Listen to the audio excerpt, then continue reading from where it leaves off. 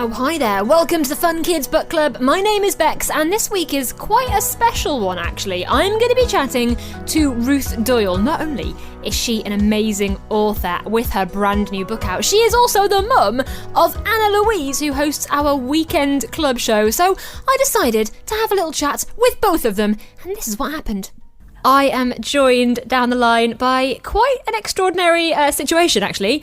I have got our very awesome Fun Kids presenter, Anna Louise, but also her mum, Ruth Doyle. Hey, guys. Hello. Oh, look, they can hear those lovely voices. Oh, I'm thrilled. So, I mean, Anna Louise, I'm sorry about this, but to be honest, I'm more interested in your mum right now because she's written an amazing brand new book. It's not about me today, is it? Unfortunately not. Ruth, hi, welcome to the show. Bex. And Thank congratulations on your first big kids book. Oh, thank you so much. It's called Songs for Our Sons, and it is beautiful. It's so lovely. Can you tell us a little bit about it? Yes, it's really an attempt at empowerment for little boys, which I've been told it's the first time that that's been done. So I wrote Dreams for Our Daughters really in response to the female empowerment movement, and again to try and get it in front of little girls with the idea that you can fulfill your potential, you can be whoever you want to be, and you don't have to be restricted by gender stereotypes. And then I thought to myself, but this isn't really fair, because I go into schools quite a lot and do creative writing with groups of children, and I meet lots of boys who are struggling in a different way to the girls. So obviously, the aim being that we're all empowered to be the best that we can be and to do what we want to with our lives. I wrote Songs for Our Sons. So really, apart from the titles, they are gender neutral books. But with Songs for Our Sons, I've sort of tried to bust particular stereotypes attached to men and boys. So I deal with things like crying and being in touch with your emotions. It's about being allowed to be the human being that you want to be. Yeah, I think it's a really important message because, like you say, it's applicable to anybody reading. It's just like, you do you, and just be kind, and and just be whatever calls you, do whatever you want, really, in a positive way. And it's such a lovely message to have. In some ways, it's more important than ever now, because kids today have got extra pressures, particularly from social media. And we all know, even as adults, that there is a certain amount of pressure and stigma and upset that can come from looking at how many friends you've got or how many likes you get on social media, looking at numbers for outside approval. And that's a really, really tough one, especially when you're growing into your own skin. And so for me, I think fundamentally, children need to really believe in themselves and to know that those sort of things are external, they don't matter. So it's developing from a very young age a sense of, I am me, I'm entitled to be me in all aspects. And also, of course, you might not be great at something, but you might really love doing it, in which case, if you enjoy it, go for it. Exactly. And who's to judge what's great anyway? Absolutely, because the book did remind me a little bit, in a great way, because it's one of my favourite books, of Dr. Seuss, All the Places You'll Go. And thank you. It's such a positive message. And also, similarly, it's all kind of written kind of rhyming scheme as well. Was it quite hard to write in that poetic style? Well, thank you for that. I actually do love rhyme. It's something that I've always enjoyed doing. Again, back to being a child, I do remember actually being chosen to read a poem out that I'd written about my pet rabbits. And I can still remember doing it now. And that was all in very, very basic rhyme. So it's something that I really enjoy. When I got into the flow of it, it did come fairly easily. I think again, back to this, if you enjoy doing something, then it tends to be less painful than if you don't. And it's also just wonderfully illustrated, isn't it? I mean, you've got such great pictures that go along with all of your words. Yes, so Aisling Lindsay is the illustrator, and she's done a really awesome job. Anna Louise, I've got to ask, did you get a sneaky peek at the copy before it went out there in the world?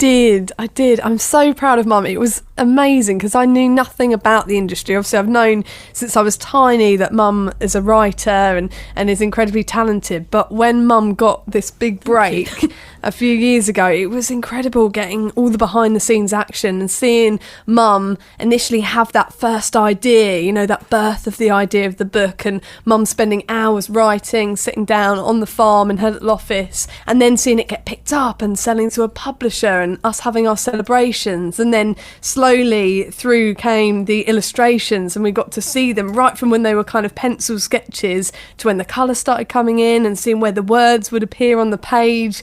It was magical. It was a totally inspiring experience. Because you mentioned at the beginning it's a companion book, so you've got Songs for Our Sons, you've also got Yes. Dreams for Our Daughters as well. Yes.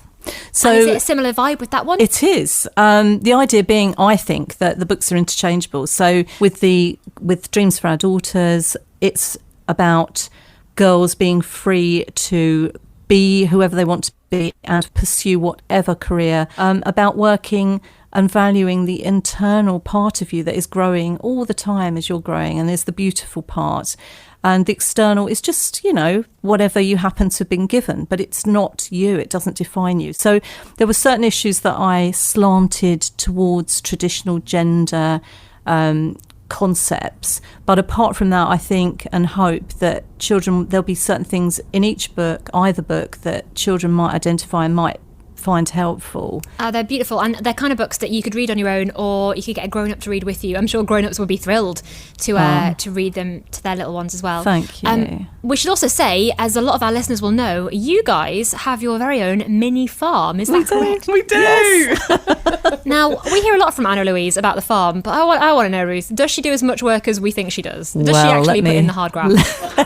Let me bust that myth. No, no, to be fair, she does. She is and always has been absolutely passionate about animals, and she does get out there and get her wellies on and get down and dirty. So. Well, I've got a It's few true. questions here. I just want to double check. Out of the two of you, who is most likely to feed the animals? It depends on what we're feeding them, because I'm very big on diet and health and nutrition, and Mum loves to treat, don't you? You love that giving has them really little given me a bit bad press. Mum has got the most amazing treat stash I in the have. conservatory. There's a big wooden chest and she's got boxes and boxes of all different treats of all different shapes and sizes for all of the animals. It's actually my style of parenting. It's called bribery. The horses love Yeah. Mum, and they frisk her. Their little noses will like snuffle into her pockets, and they'll bite at her collar and at her sleeves to try and It's get more quite treats. dangerous, but they do like me. But they Well. particularly like the cherry ones. I don't blame them at all. They know exactly what side their bread is buttered. Who is most likely to collect the eggs? Anna. Me, yes, that is my favourite thing to do in the morning. Yeah, I couldn't interfere with that. Bex, I do live that country dream. I've got the classic basket, and I go round every morning bright and early, and then we've got all different nest boxes where the chickens and the guinea fowl lay their eggs. So it's a bit like a hide and seek egg hunt every morning. Like, go out and about sort of scavenging for where they may have laid their eggs. And I sit there with my toasted soldiers saying, "Where's my eggs?" I want my dippy eggs. Good to know. Who's most likely to walk the dogs? Me. Mum, Yeah. 100% Mum. Oh. Always, as always, we've got a pack of dogs, and over the years, Mum's always taken them out religiously, haven't Yeah. you? For a really long run across the fields. Yeah. Okay, and finally, this is the most important one. Who's most likely to muck out the horses? Me. Oh, really? That sounds hesitant. I love that I was right in there diving and Mum's Yeah. pulling me up. Yeah. I muck out the chickens. Mum always reminds me to do the poo picking in the fields. Is that right to say, Mum? You're the one that's more hot on I schedules do a lot and of who's poo picking. Hang on a minute. I'm going to actually go on strike if I'm not getting any credit for it. By Yeah. poo picking, do you mean like picking up the horse poo in the fields? That's it. Yes, yeah. And we've just got checking a there wasn't, huge like, muck. Not by hand. though. Well, thank you so much for giving me the goss there. I feel like I've really literally uncovered some stuff. All right, we'll be back with more from Ruth and Anna after this. Okay, so every author who comes to Fun Kids does my super secret, super awesome author quiz, and here we go. Now, Ruth, you may well know, I do a little quick fire round of questions Yes. with all of my authors. Can I do that with you right now? Oh, yes, please. And Anna Louise, feel free to chime in if you disagree at any point. Don't worry about it. Oh, don't worry about that. So first up, books or Kindles? Books. Yeah, everybody says it. Heroes or villains? Villains. Horses or cows? Horses. Gotta be. Writing or reading? Writing. Writing. Hogwarts or Narnia? Oh, just because it dates right back to my ancient childhood, Narnia, but it's a tough one. You've kind of already answered this question. Hard-boiled eggs or soft-boiled eggs? It's got to be the soft ones. Okay. Laptop or write by hand?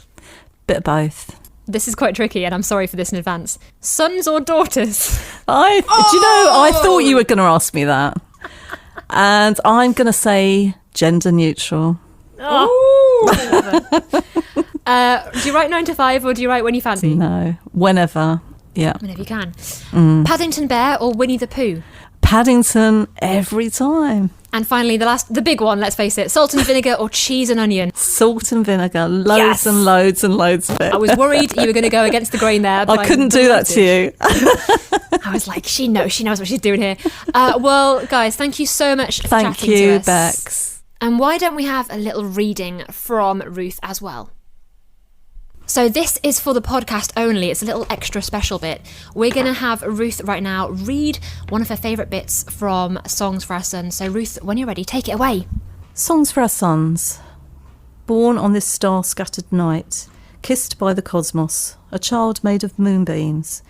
In your newborn cry, songs of peace, long for release. So unfurl your fragile fists, little one. The world holds its breath at the wonders you bring, all coiled up potential, like a seedling in spring. So dance up your dreams, sing out your spirit song, and let the light that's inside you guide you along. Never change, fib or follow, just to try to fit in. Be proud, free and happy in your own unique skin. Be a sequined sparkler, a dynamic dazzler, a kaleidoscopic colour catcher, or a rain-bouncing, puddle-pouncing, soil-squelching mud sculptor. Honour your huge heart, your feelings are real, and pain is a big deal that crying can heal.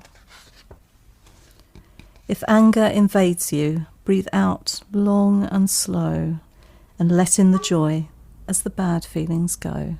So that was such a beautiful reading of a wonderful book. Honestly, I love Song for Our Sons. It's such just a delightful read. And if you want to find out what happens next on the journey, then go and grab your very own copy right now, because you will love every second of reading it. Ruth, thank you so much for doing that for us. Oh, thank you, Bex. It's been brilliant. Thank you so much. No problem at all. Brilliant stuff. Thank you so much to Ruth and to Anna for popping by the Fun Kids Book Club. So much fun to chat to another Fun Kids presenter as well. That was awesome. If you've enjoyed the show, thank you so much for listening. Make sure you go review, subscribe, leave a message for me, read a book, and I will see you super soon for the next Fun Kids Book Club. Bye.